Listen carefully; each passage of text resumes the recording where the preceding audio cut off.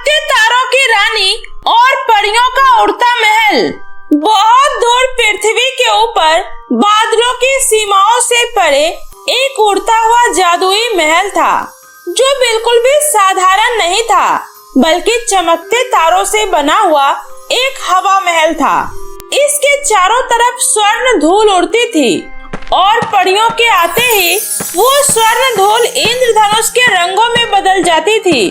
उस महल की रानी थी राजपरी ईरा, जिनका एक ही काम था, हर रात एक नए तारे को जागृत करना और उसे धरती के आकाश में भेजना, ताकि धरती के लोगों को रात का उजाला और एक आशा मिल सके।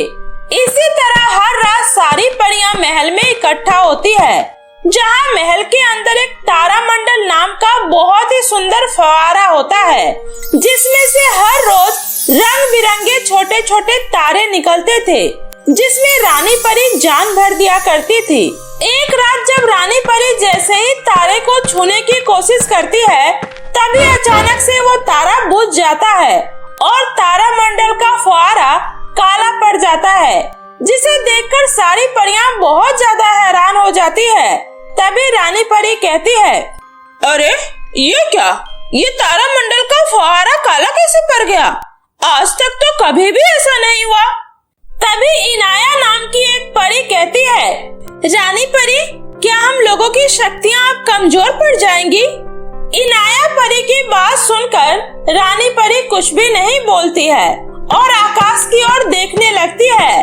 तभी उनके चेहरे पर एक उदासी छा जाती है और वो कहती है, ये जरूर किसी दुष्ट शक्ति का किया धरा है और मुझे पता है ये अंधकार लोक की रानी छाया परी का ही कारनामा है, जो हम परियों की शक्ति को कमजोर करना चाहती है।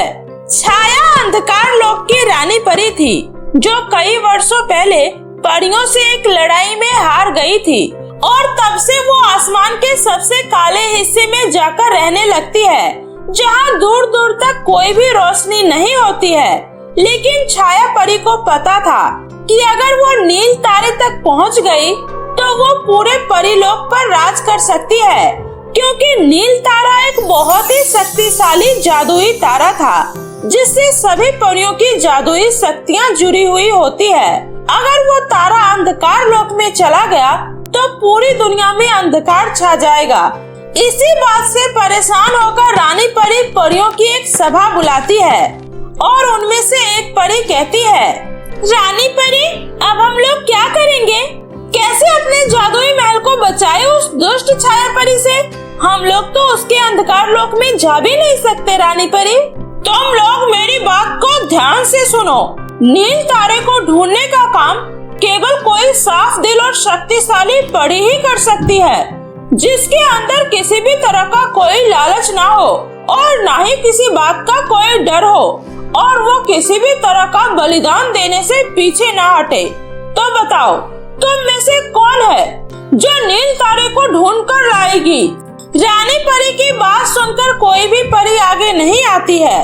तभी उनमें से सबसे छोटी परी अलीना आगे आती है और कहती है, रानी परी, मैं लाऊंगी नील तारे को ढूंढकर। अलीना परी की बात सुनकर सभी परियां हैरान हो जाती है और कहती है, क्या तुम तो सबसे छोटी परी हो और तुमने तो अभी ठीक से उड़ना भी नहीं सीखा है, तो फिर तुम कैसे जा सकती हो? सभी परियों की बात सुनकर रानी परी मुस्कुराती है और कहती है, वो इसलिए क्योंकि कभी कभी सबसे बड़ी हिम्मत सबसे छोटे दिल में होती है। इसलिए मुझे अलीना परी पर पूरा विश्वास है कि वो नील तारे को ढूंढकर जरूर लेकर आएगी। लेकिन उससे पहले मैं तुम्हें कुछ देना चाहती हूँ। ये लो, ये एक जादुई तारा है जो आगे तुम्हारे काम आएगा। इतना कहकर अलीना परी रानी परी के दिए हुए जादुई तारे को लेकर आगे बढ़ जाती है। तभी उसे आकाश में एक पुल दिखाई देता है, जिसे देखकर अलीना परी डर जाती है।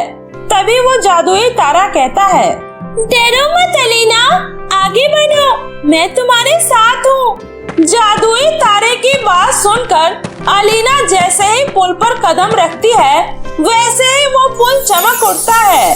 जैसे ही अलीना परी वो पुल पार करती है वैसे ही उसके सामने एक चुड़ैल आकर खड़ी हो जाती है और उससे कहती है तुम एक छोटी परी हो, फिर क्यों अपनी जान को खतरे में डालकर इस ब्रह्मांड को बचाना चाहती हो? क्यों?